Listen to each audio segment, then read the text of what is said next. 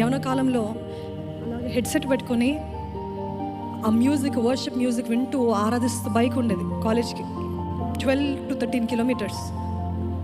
That was the most awaited time for me. పొద్దున, ఎందుకంటే ఆ పొద్దున దేవునితో మాట్లాడుకో, ఆ ప్రయాణం అంతా మాట్లాడుతా, ప్రయాణం అంతా ప్రార్థన చేస్తా, ప్రయాణంతో కొన్నిసార్లు ముందే వెళ్ళిపోయేదాన్ని. సమయానికి ముందే వెళ్ళిపోయి ఒక పాక ఉంటే ఆ పాక దగ్గరికి వెళ్ళి ఒక్కదాన్ని ప్రార్థన చేస్తా, మాట్లాడుతూ ప్రార్థన.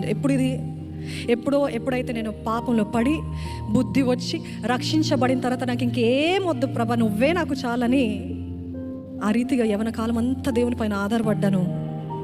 ఈరోజు దేవుడు ఈ దీవెన ఇస్తే చాలామందికి తెలియదు, కానీ God was preparing through all the time. Amen.